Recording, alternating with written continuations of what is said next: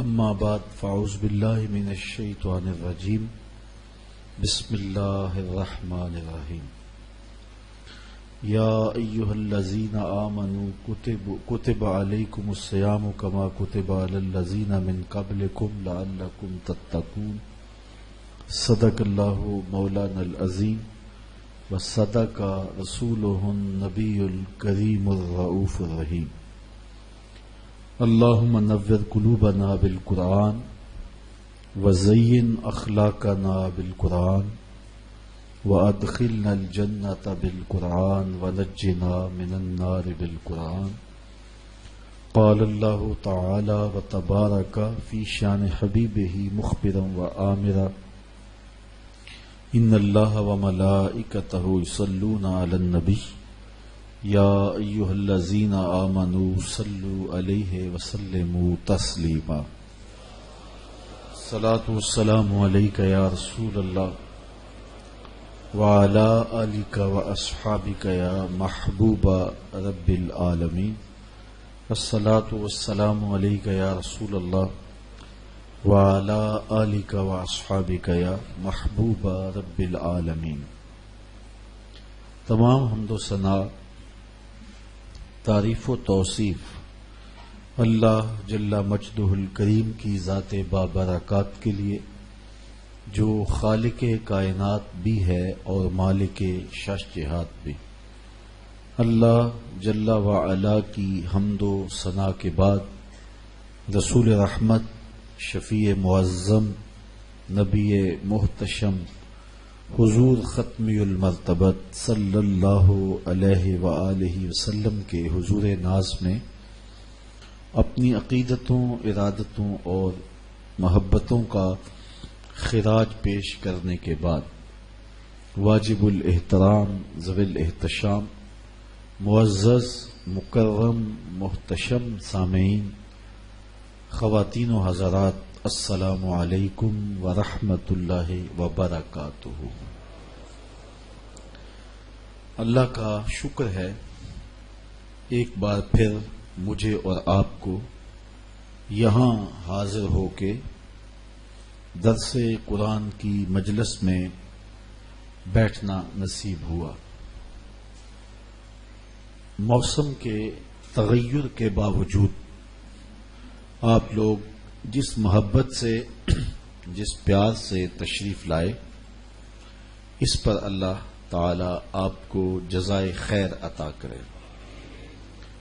بالخصوص مائیں، بہنیں اور بیٹیاں اس موسم میں تشریف لائیں، اللہ تعالی اس کا انہیں صلہ وافر عطا کرے۔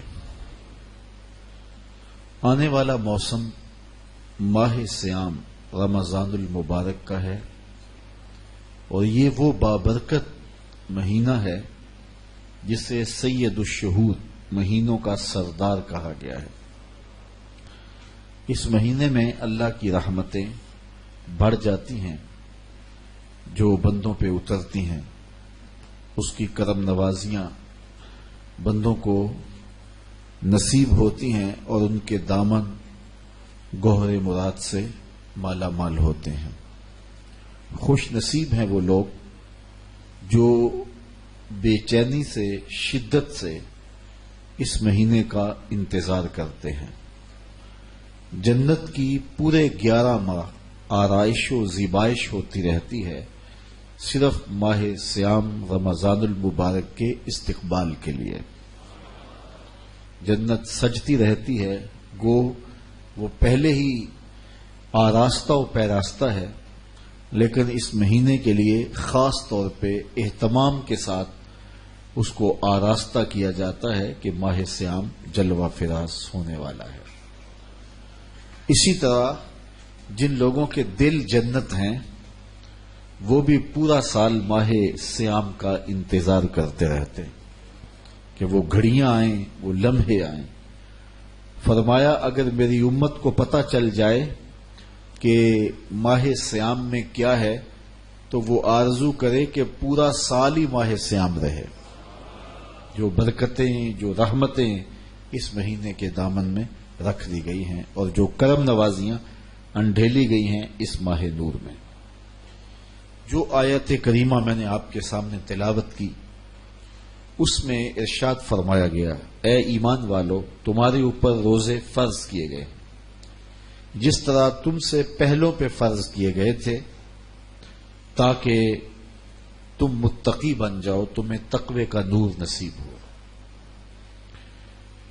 روزہ لغت میں رک جانے کو کہتے ہیں۔ الصوم فی اللغت الامساک فقط، روزہ لغت میں رک جانے کو کہا جاتا ہے، لیکن اصطلاح شریعت اسلامیہ میں طلوع فجر ثانی سے لے کے غروب آفتاب تک بقصد عبادت، اکل و شرب اور عمل تزویج سے رک جانا روزہ کہلاتا ہے۔ روزے کی تاریخ بہت پرانی ہے۔ علامہ اسماعیل حقی علیہ رحمہ نے روح البیاں میں لکھا کہ ملک تیمورس ثالث حضرت آدم علیہ السلام کی اولاد سے تیسرا بادشاہ تھا، اس کے زمانے میں قحط پڑ گیا، تو جو آسودہ حال لوگ تھے ان کو وقت کے بادشاہ نے حکم دیا کہ وہ ایک وقت کا کھانا ان قحط زدہ لوگوں کے لیے بچائیں اور وہاں بھیجیں۔ اس کے حکم نامے کو، انسانی ہمدردی پر مشتمل اس بات کو لوگوں نے قبول کیا، ایک وقت کا کھانا کھاتے اور ایک وقت کا کھانا قحط زدہ علاقوں میں بھیجتے۔ قوم کی یہ ادا رب کو پسند آ گئی، وقت کے نبی پر وحی کی گئی، تمہارے اس عمل کو ہم عبادت قرار دیتے۔ اور اس کے بعد پھر روزہ جتنی بھی شریعت ماضی میں گزری ہیں تقریباً سب میں مروج رہا ہے۔ قدیم مصری، یونانی، رومن اور ہندو دھرم میں بھی روزے کی تاریخ موجود ہے۔ تورات میں بھی روزہ داروں کی تعریف ملتی ہے۔ حضرت موسیٰ علیہ السلام کا 40 دن کے لیے روزہ رکھنا، یہ کتاب رحمت قرآن مجید کے اندر موجود ہے۔ موجودہ انجیلیں جو دستیاب ہیں ان کے اندر بھی روزہ داروں کا تذکرہ ہم پاتے ہیں۔ حضور علیہ الصلاۃ والسلام فرضیت روزہ سے قبل فاقہ کشی کرتے تھے، روزہ رکھتے تھے، اور ایام 20 کے روزے رکھے جاتے تھے۔ 10 محرم کا روزہ رکھا جاتا تھا اور مختلف ایام کے روزے رکھے جاتے تھے۔ باقاعدہ اسلام میں روزے کی فرضیت سن 2 ہجری کو ہوئی ہے۔ جب حضور مکے سے ہجرت فرما کے مدینہ تشریف لائے تو 2 ہجری کے اندر روزہ باقاعدہ فرض ہوا ہے۔ فرضیت روزہ کے بعد کل 9 رمضان المبارک آئے ہیں۔ تو اس طرح حضور کی حیات ظاہریہ میں 9 مرتبہ ماہ صیام آیا ہے، اور یہ بات بھی ذہن نشین رہے کہ 7 مرتبہ یہ مہینہ 29 کا تھا حضور کے زمانے میں، اور 2 مرتبہ یہ مہینہ 30 کا آیا ہے۔ تو زیادہ تر ماہ صیام 29 کا آتا ہے۔ کچھ لوگ پریشان ہو جاتے ہیں، یہ پتہ نہیں رویت ہلال کمیٹی والے ایک روزہ کھا گئے ہیں، انہیں کیا غرض اس سے؟ تو 29 کے روزے زیادہ دور نبوی میں ہوئے ہیں۔ اور یہ بات بھی ذہن نشین رہے کہ روزے 29 ہوں یا 30 ہوں، اللہ ثواب 30 کا ہی عطا کرتا ہے۔ اگر 29 پہ عید ہو جاتی ہے تو پریشان اس اعتبار سے ہونے کی ضرورت نہیں ہے کہ اللہ تعالی جل شانہ ثواب پورے 30 کا ہی عطا فرمائے گا۔ تو روزہ ہم جو رکھتے ہیں اور آنے والا ماہ صیام اس کا ہمیں استقبال کرنا چاہیے، تو یہ روزہ کیوں رکھا جاتا ہے؟ اس کا مقصد کیا ہے؟ سویر سے لے کر شام تک بھوک اور پیاس کاٹنا آخر کیا مقصد رکھتا ہے؟ جبکہ سب کچھ موجود ہے۔ یہ خوراک بچاؤ مہم تو ہے نہیں، بلکہ ان دنوں کے اندر مومن کا رزق بڑھ جاتا ہے، رزق میں اضافہ ہو جاتا ہے، اخراجات زیادہ ہوتے ہیں۔ تو پھر جب اخراجات بھی زیادہ ہوتے ہیں، خوراک بھی وافر ہوتی ہے، تو پھر سویر سے لے کر شام تک بھوک کاٹنے کا کیا مقصد ہے؟ اللہ تعالی جل شانہ جو اتنا پیار بندے سے کرتا ہے وہ کیوں گوارا کرتا ہے کہ میرا بندہ اتنی بھوک کاٹے، اتنی پیاس کاٹے؟ ایک ماں گوارا نہیں کرتی کہ میرا بچہ بھوکا رہے، پیاسا رہے۔ بچہ بھوکا ہو تو ماں تڑپنے لگ جاتی ہے، اور اس کی بھوک مٹانے کے لیے اسے کسی کے گھر میں جا کے مزدوری کرنی پڑے، کسی دہلیز سے جا کے مانگنا پڑے، وہ اس کا پیٹ بجھانے کے لیے سب کچھ کر گزرتی ہے، اور وہ ہر دکھ جھیل لیتی ہے کہ میرا بیٹا کوئی تکلیف نہ سہے، میری اولاد کوئی دکھ نہ سہے۔ تو اولاد کے لیے ماں کے جذبات ہم دیکھتے ہیں، اور ان مراحل سے ہم گزرتا ہوا زمانے کو دیکھتے ہیں۔ تو بیٹے کے لیے ماں بھوک اور پیاس گوارا نہیں کرتی، تو جو 70 ماؤں سے زیادہ پیار کرتا ہے اس نے کیسے گوارا کر لیا کہ میرا بندہ سویر سے لے کر شام تک بھوکا رہے، پیاس کی شدت کاٹے، بھوک کی شدت کاٹے۔ آج کل 16 گھنٹے لمبا روزہ ہوتا ہے، اور اتنا طویل عرصہ سخت گرمی میں زبان کانٹا ہے، حلق خشک ہے، اور بندہ دریا کنارے ہے، لیکن ایک گھونٹ بھی اٹھا کے نہیں پی سکتا۔ تو یہ کیسے رب نے چاہا جو 70 ماؤں سے زیادہ پیار کرتا ہے؟ ماں تو اس لیے پیار کرتی ہے نا کہ اس نے بیٹے کو جنم دیا ہے، اور اتنا پیار کرتی ہے کہ دنیا کے کسی ترازو پہ ماں کے پیار کو تولا نہیں جا سکتا۔ یہ سڑکوں کے کنارے پہ بڑے بڑے ہیوی کنڈے نصب کر دیے گئے ہیں جس پر پورے پورے کنٹینر تول لیے جاتے ہیں۔ تو میں کہا کرتا ہوں آج تک مجھے کوئی ایسا کنڈا نہیں ملا جس پر ماں کے پیار کو بھی تولا جا سکے۔ اللہ نے اس کے سینے میں پیار رکھا ہے، تڑپتی ممتا رکھی ہے، اولاد کے لیے وہ جذبات رکھے ہیں کہ دنیا کے کسی ترازو پہ اس کا وزن نہیں کیا جا سکتا۔ پھر دوسری بات، آج بازار جائیں تو کوئی شے بھی آپ کو خالص نہیں ملتی، لیکن ماں کا پیار آج بھی کھرا ہے، ماں کا پیار آج بھی سچا ہے، اولاد کے لیے اس کے جذبات آج بھی جو ہیں وہ بالکل کھرے ہیں۔ اولاد کا پیٹ پالنے کے لیے کسی کے گھر کے برتن مانجنے پڑے تو ماں اس سے بھی گریز نہیں کرتی۔ شہر میں آ کر پڑھنے والوں بھول گئے ہو کس کی ماں نے کتنا زیور بیچا ہے۔ مائیں اولادوں کے لیے کیا کیا پاپڑ نہیں بیلتی، کیا کیا دکھ نہیں سہتی، خود گیلے بستر پہ لیٹ جاتی ہیں اور بیٹے کو خشک جگہ پہ لٹاتی ہیں، اور اذیت سہتی ہیں، دکھ سہتی ہیں، خود پیاس اور بھوک برداشت کر لیتی ہیں، لیکن اولاد کو جو ہے وہ بھوک اور پیاس ان کی برداشت نہیں کر پاتی ہیں۔ یہ ان کے سینے میں اولاد کا پیار ہے۔ تو اولاد کے ساتھ ماں باپ کو اتنا پیار کیوں ہے؟ تو اس کا جواب ایک ہی ہے، اس لیے کہ ماں نے بچے کو جنم دیا ہے۔ تو اس جملے پہ آپ کی توجہ چاہوں گا، جس نے جنم دیا ہے وہ اتنا پیار کرتی ہے، تو جس نے خلق کیا ہے وہ کتنا پیار کرتا ہو۔ ماں نے جنم دیا ہے، تخلیق نہیں کیا، تو جنم دینے والی کا پیار اس کا ٹھکانہ نہیں، اور جس نے خلق کیا ہے اس کی محبت کا عالم کیا ہوگا۔ تو ماں گوارا نہیں کرتی تو رب نے کیسے گوارا کر لیا؟ اس مسئلے کو سمجھنے کے لیے پھر دوبارہ ماں کی گود میں آنا پڑے گا۔ بیٹا بیمار ہو گیا، ماں اٹھا کے اس کو ڈاکٹر کے پاس لے گئی۔ ڈاکٹر نے کہا کہ اسے یہ دوائی دو، یہ سیرپ پلاؤ، ٹھیک ہو جائے گا۔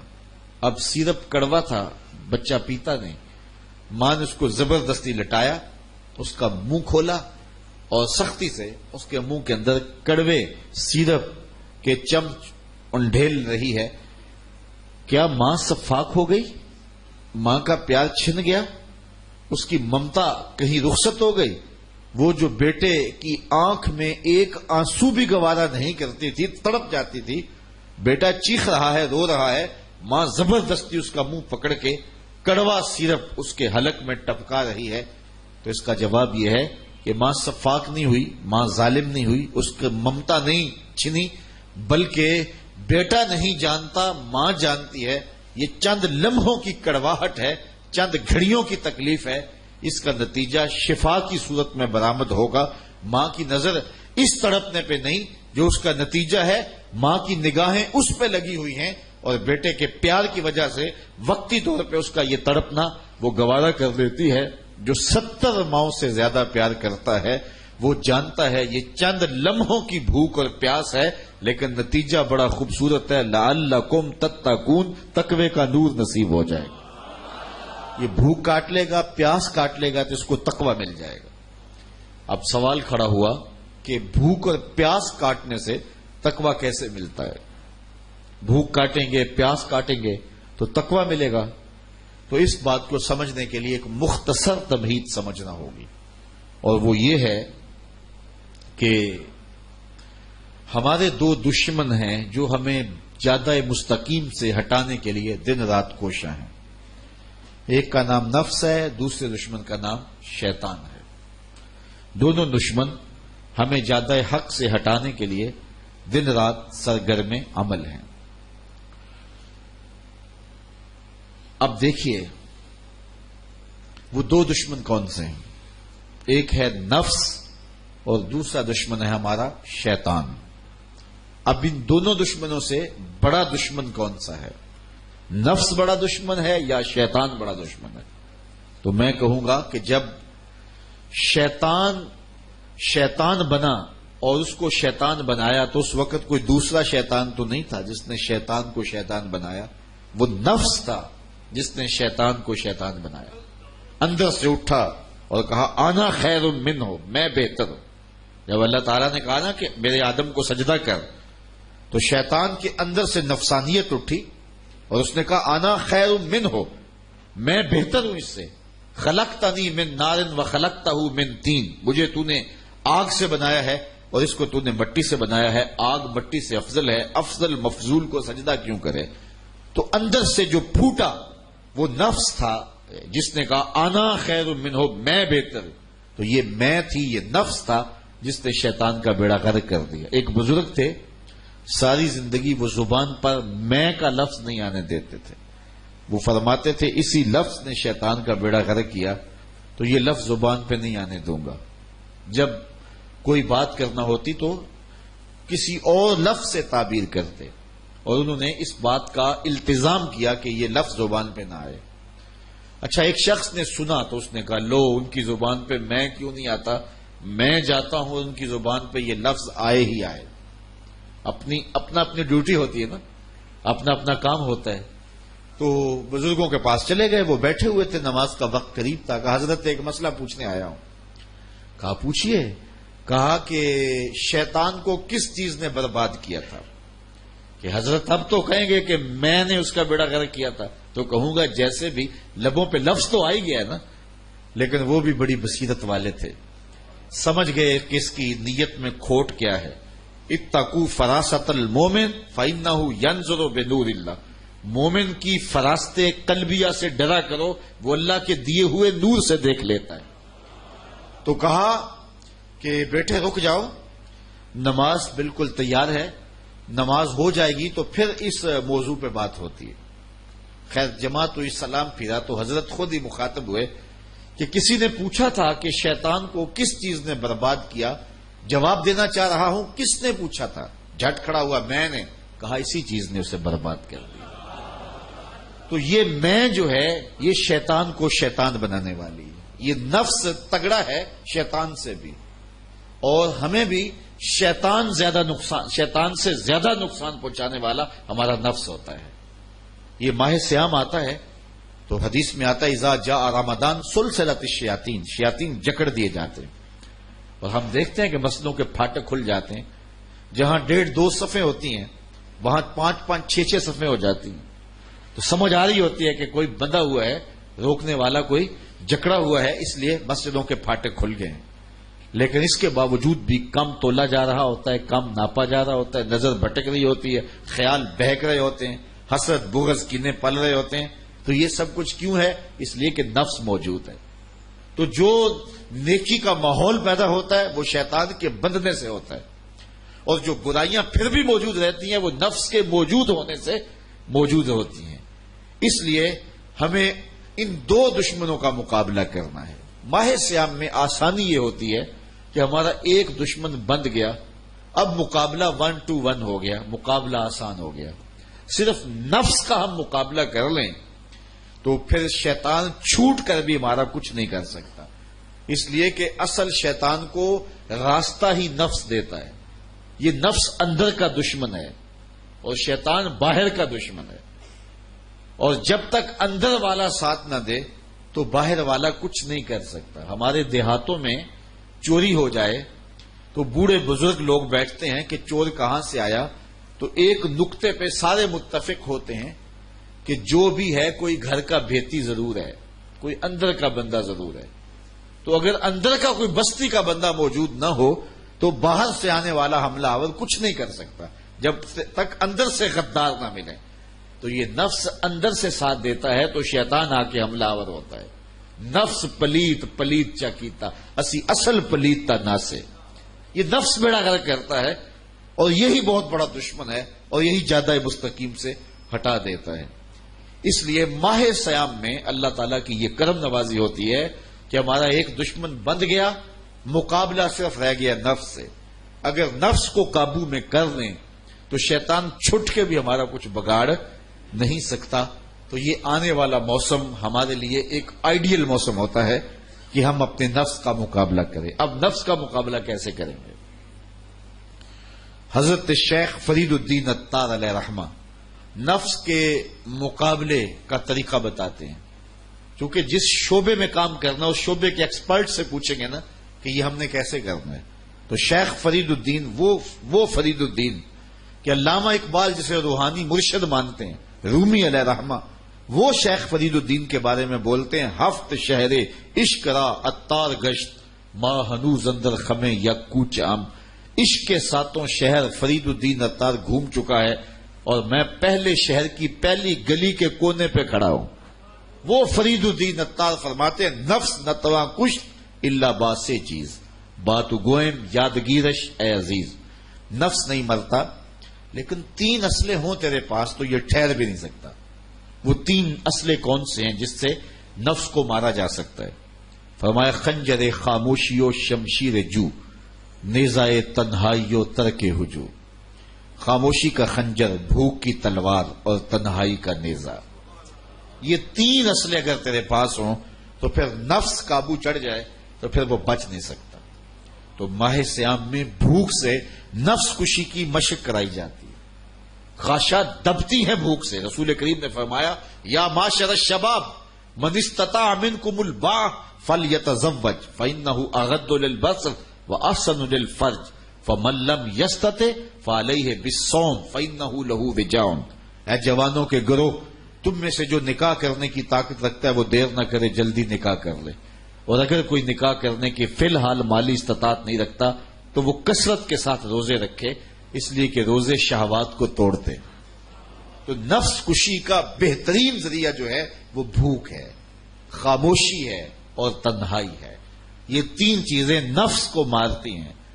اسی لیے حضور نے ارشاد فرمایا من لم یدع قول الزور والعمل به، جس نے جھوٹ اور جھوٹے کام نہیں چھوڑے اس کے بھوکا اور پیاسا رہنے کی اللہ کو ضرورت نہیں ہے.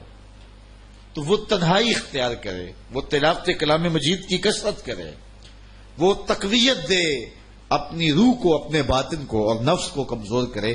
اب شیطان چھٹ کے بھی اس کا کچھ بگاڑ نہیں سکتا. لیکن اگر ہم نے نفس کا مقابلہ نہیں کیا ہے تو پھر شیطان تو جو ہے وہ پیچ و تاب کھاتا ہے کہ یہ جو تم ٹوپیاں پہن کے مسجدوں میں جا رہے ہو نا، یہ جو تم اب تہجد بھی نہیں چھوڑتے ہو، اب تم 20 تراویاں پڑھتے ہو، ذرا چھوٹ لوں تم سے نپٹوں گا، عید کے دن ہی وہ تماشے کرواؤں گا کہ دنیا دیکھے گی. تو وہ غصے سے پیچ و تاب کھا رہا ہوتا ہے اور عید کے دن ہی حملہ آور ہو جاتا ہے، بلکہ رات کو ہی حملہ آور ہو جاتا ہے. عشاء کی نماز میں چاند چڑھنے کے بعد لوگ سکر جاتے ہیں. تو اگر نفس اصلاح پذیر ہو گیا تو شیطان چھٹ کے بھی کچھ نہیں کر سکے گا.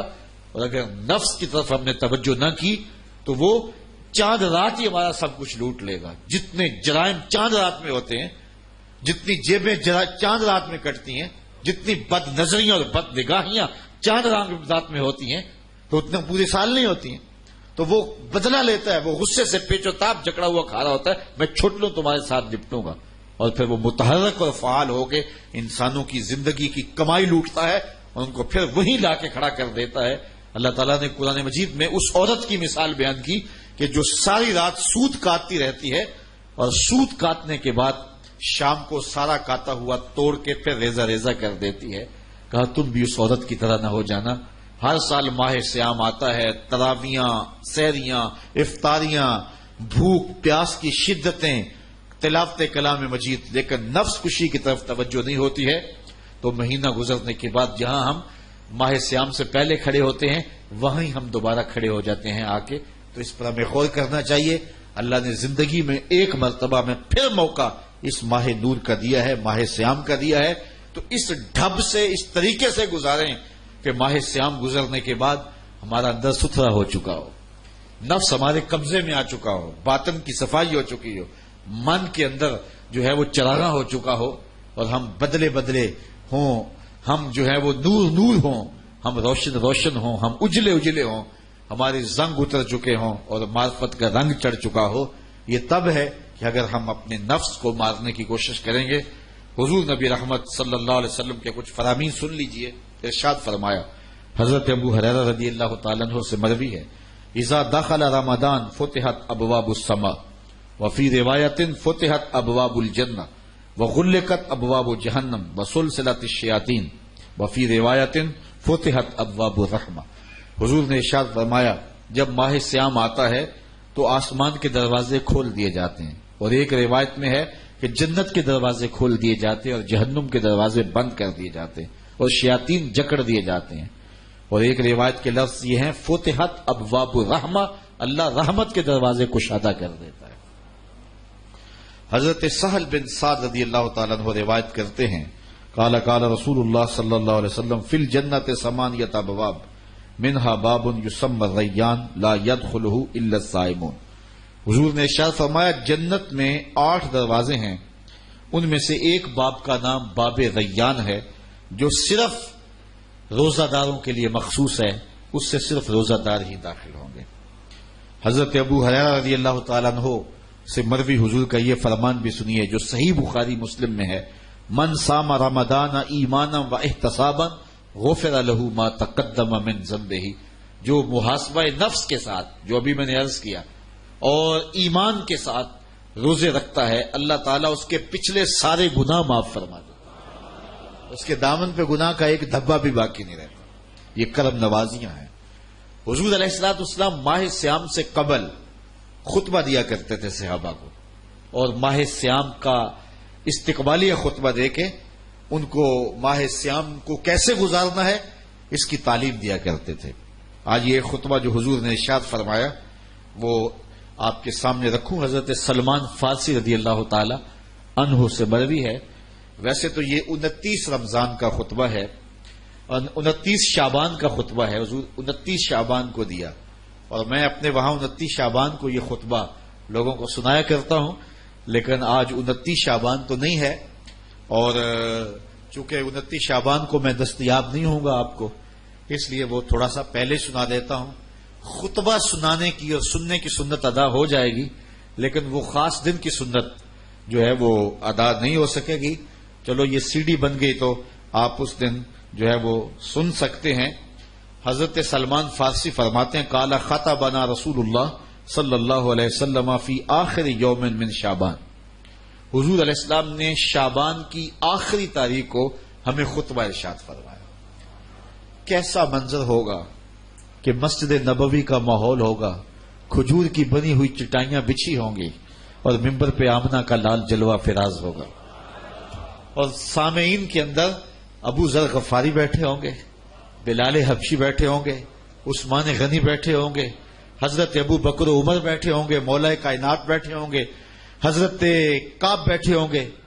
کیسے جگمگ جگمگ تاروں میں مہتاب کا عالم کیا ہوگا، کیسے منظر ہوں گے. حضور علیہ السلام نے خطبہ ارشاد کیا. ماحول تھا مسجد نبوی کا. حضور نے خطبہ ارشاد کیا. فقال یا ایھا الناس، کہا ہے لوگو، قد اظلکم شہر عظیم شہر مبارک شہر فیہ لیلۃ خیر من الف شہر.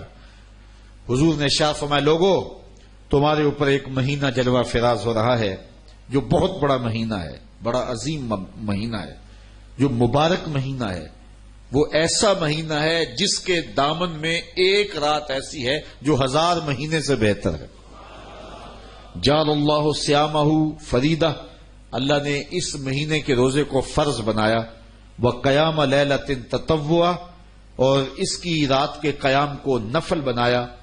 من تقرب فیہ بخصلۃ من الخیر کان کمن ادى فریضۃ فیما سواہ، اور جس نے کوئی اس مہینے میں بھلائی کی تو وہ ایسے ہے کہ جس طرح اس نے فریضہ ادا کیا. اگر کسی نے نفل ادا کیا تو ایسے ہے جس طرح اس نے فرض ادا کیا.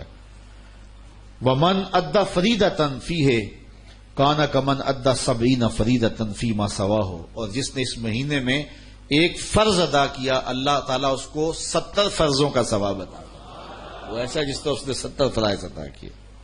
وہو شہر الصبر، وہ صبر کا مہینہ ہے. والصبر ثوابہ الجنہ، اور صبر کا ثواب جنت ہے. وشہر المواسات، ایک دوسرے سے پیار کرنے کا، ہمدردی کرنے کا مہینہ ہے، دکھ بانٹنے کا مہینہ ہے، لوگوں سے محبت کرنے کا مہینہ ہے. وشہر یزاد فیہ رزق المومن، یہ وہ بابرکت مہینہ ہے جس میں مومن کا رزق بڑھا دیا جاتا ہے.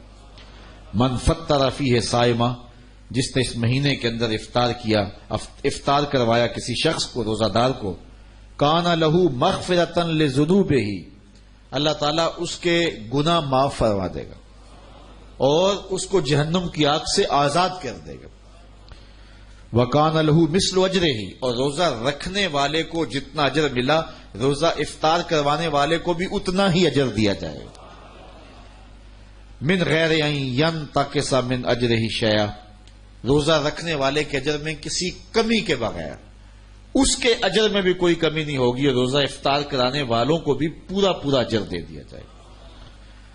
قلنا یا رسول اللہ صلی اللہ علیہ وسلم، صحابہ فرماتے ہیں ہم نے عرض کی اے اللہ کے پیارے حبیب، لیسا کلنا ناجد ما نفطر بہ الصائم، ہم میں سے سارے تو ایسے نہیں ہیں کہ جو روزہ دار کو روزہ افطار کروا سکے، غریب لوگ بھی ہیں، مسکین لوگ بھی ہیں، تو سارے لوگ تو ایسے نہیں ہیں کہ جو روزہ دار کا روزہ افطار کروا سکے.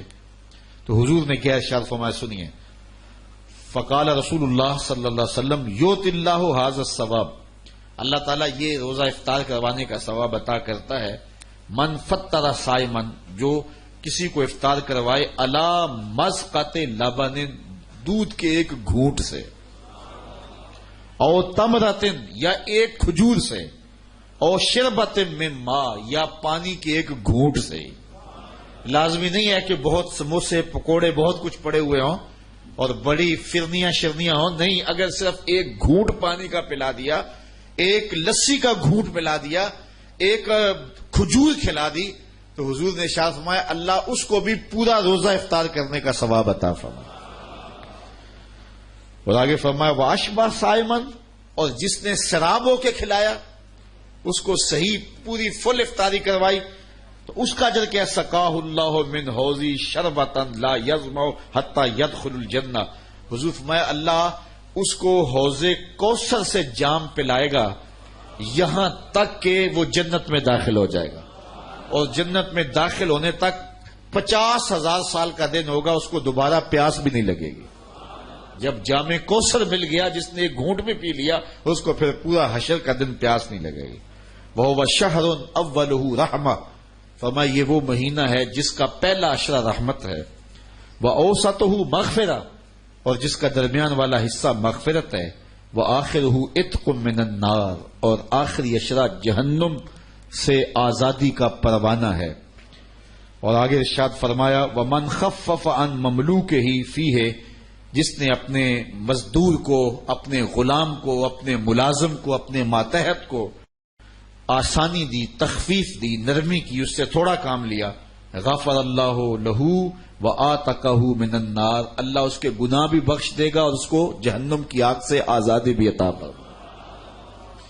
تو یہ وہ بابرکت مہینہ ہے جو اللہ کی رحمتوں اور کرم نوازیوں کا نور ہے.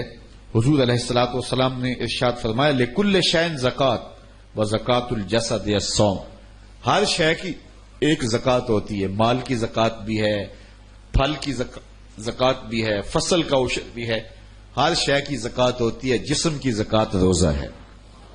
تو روزہ جسم کی زکات ہے، باطن کا تزکیہ ہے، من کا چراغاں ہے، نفس کی سرکوبی ہے، شیطان سے بچاؤ کا ذریعہ ہے، اور دوزخ سے ڈھال ہے، اللہ کی رحمتوں کا حقدار کرتا ہے اور اس کی کرم نوازیاں ہمیں نصیب کرتا ہے۔ خوش نصیب ہیں وہ لوگ جو ماہ سیام کو پورے خشوع و خضوع سے گزارتے ہیں۔ ایک اور روایت کے لفظ سنیے، حضور نے ارشاد فرمایا الصیام والقرآن یشفعان للعبد، قرآن اور رمضان روزہ قیامت کے دن بندے کی شفاعت کریں گے۔ قرآن بھی شفاعت کرے گا اور روزہ بھی شفاعت کرے گا۔ یقول الصیام اے رب انی منعتہ الطعام والشہوات بالنہار فشفنی فیہ، کہے گا مالک میں اس کو کھانے سے روکا، میں اس کو پینے سے روکا، میں اس کو شہوات بدنیاں سے روکا دن کو، میری شفاعت اس کے حق میں قبول کر لے۔ وَيَقُولُ القرآن، قرآن کہے گا منعتہ النوم باللیل، اے مالک میں نے رات کو سونے سے روکا، ساری رات کھڑے ہو کے تراویح سنتا رہا، سحری کے وقت اٹھ کے قرآن پڑھتا رہا، فشفنی فیہ، تو میری شفاعت اس کے حق میں قبول کر لے۔ فیشفعان، اللہ رمضان کی شفاعت بھی قبول کر لے گا اور اللہ تعالیٰ جل شانہ قرآن کی شفاعت بھی قبول کر لے گا اور اللہ تعالیٰ اس شخص کو جنت عطا فرما دے گا۔ تو اس مہینے کے اندر کثرت کے ساتھ صدقات کریں، کثرت کے ساتھ خیرات کریں، کسی کا دل نہ دکھائیں، جھوٹ نہ بولیں، اپنی نظر کی حفاظت کریں۔ ہم پانی نہیں پیتے کہ اللہ دیکھ رہا ہے، کھانا نہیں کھاتے اللہ دیکھ رہا ہے، تو جھوٹ بولنے سے قبل بھی سوچیں کہ جو کھانا کھاتے دیکھ رہا ہے وہ جھوٹ بولتے بھی دیکھ رہا ہے، جو کھانا کھاتے دیکھ رہا ہے، جو پانی پیتے دیکھ رہا ہے، وہ رشوت لیتے بھی دیکھ رہا ہے، وہ نظر کو بھٹکتے بھی دیکھتا ہے، خیال کو بہکتے ہوئے بھی دیکھتا ہے۔ تو اس مہینے میں خاص طور پہ اس مہینے کو اللہ کی رحمتوں اور کرم نوازیوں کی لوٹ سے لگی ہوتی ہے۔ اس مہینے کے اندر رحمتوں کے میਂہ برس رہے ہوتے ہیں، خوش نصیب ہیں جو اس مہینے کو عقیدت سے، محبت سے، پیار سے گزارتے ہیں۔ اللہ آپ سب کو اس مہینے کی برکت نصیب فرمائے۔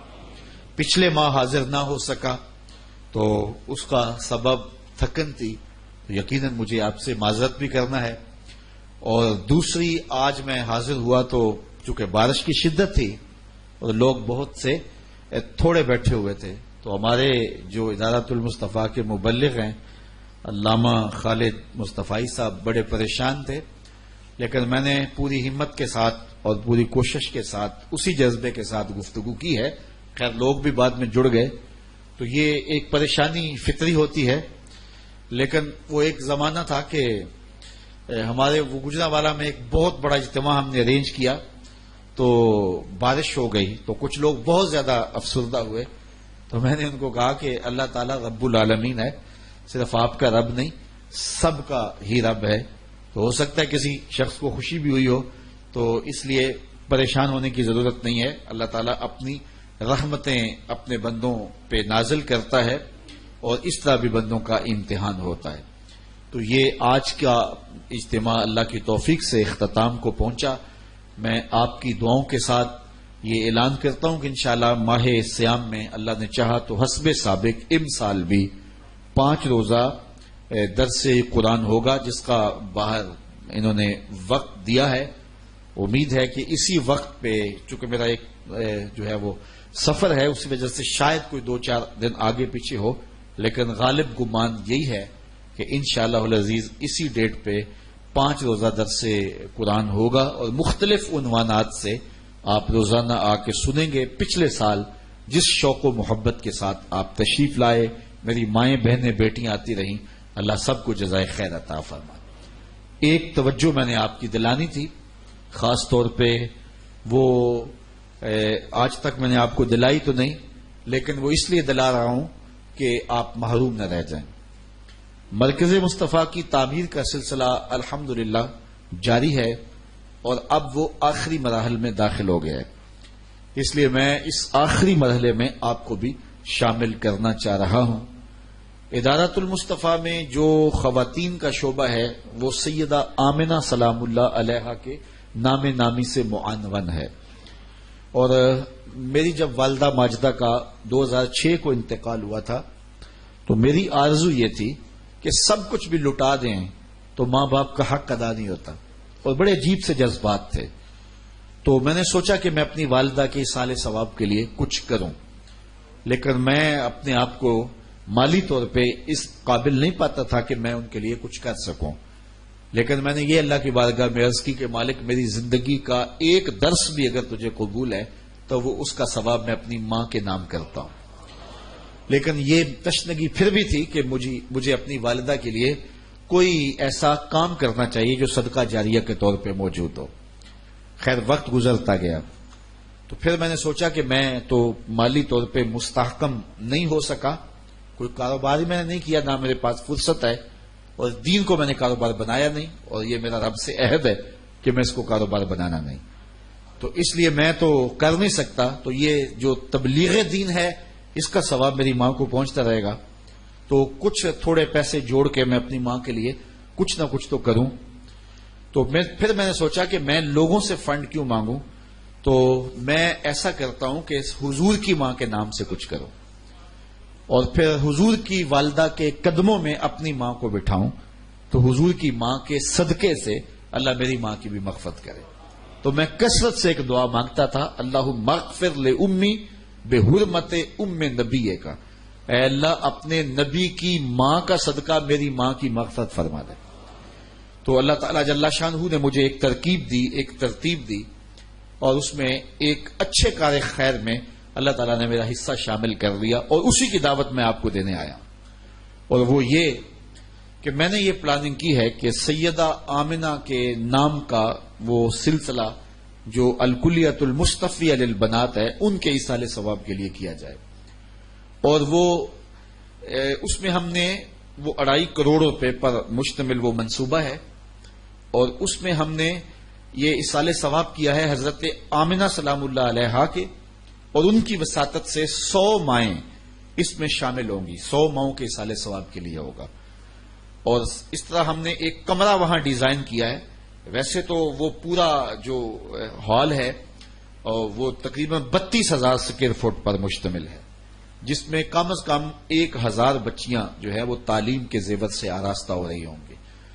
تو لیکن ہم نے وہاں ایک کمرہ ڈیزائن ایسا کیا ہے کہ جس میں سیدہ آمنہ سلام اللہ علیہا کا مبارک نام ہوگا، اور نام کا جو سایہ پڑ رہا ہوگا اس میں 100 ماؤں کے نام ہوں گے، اور اس کمرے کے اندر روزانہ ایک ختم قرآن سیدہ آمنہ اور 100 ماؤں کے لیے صبح ہوا کرے گا، اور ایک ختم قرآن روزانہ شام کو ہوا کرے گا۔ تو میں نے سب سے پہلے کوشش کی خود کہ میں اپنی والدہ ماجدہ کے لیے کچھ کروں، سیدہ آمنہ سلام اللہ علیہا کے اسم گرامی کے بعد۔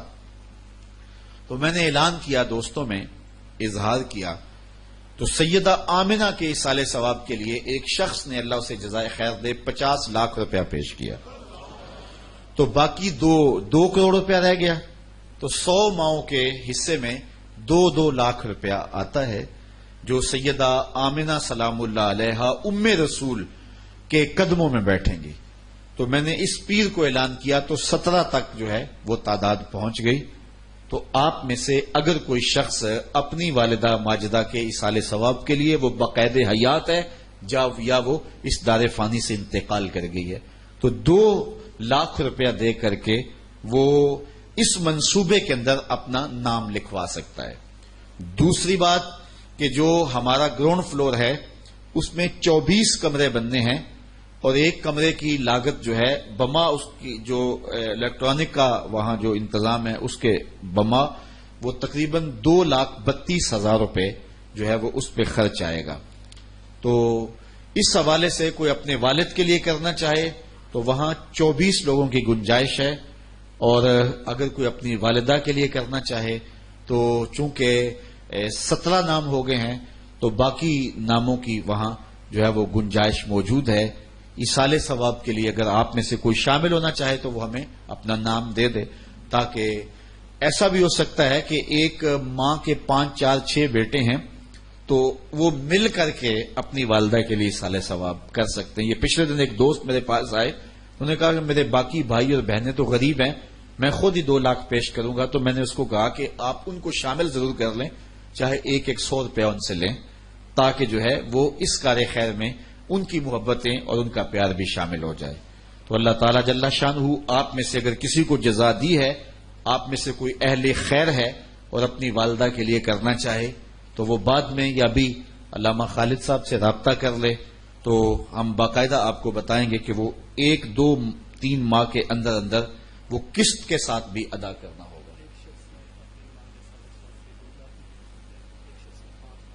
ماشاءاللہ ایک ہمارے ساتھی ہیں، انہوں نے اپنی والدہ ماجدہ کے لیے اس منصوبے میں 5 لاکھ روپے پیش کیا، اور ایک ساتھی نے اپنی والدہ ماجدہ کے لیے 2 لاکھ روپیہ پیش کیا ہے۔ اور بھی اگر اس منصوبے میں کوئی شامل ہونا چاہیں تو اس وقت موجود ہے، اور جب 100 کا عدد پورا ہو گیا تو ظاہر ہے پھر ہم کسی اور منصوبے کا تو اعلان کریں گے، لیکن یہ ایک منصوبہ ایسا ہے جس میں 100 خوش نصیب مائیں، ان کے لیے روزانہ 2 مرتبہ ختم قرآن ہوا کرے گا اور روزانہ دعا ہوا کرے گی حضور کی ماں کی وساطت سے۔ تو خوش نصیب لوگ اس منصوبے میں شامل ہوں، اللہ جزائے خیر عطا فرمائے، دنیا دین آخرت کی بہتریاں ہم سب کا مقسوم فرمائے۔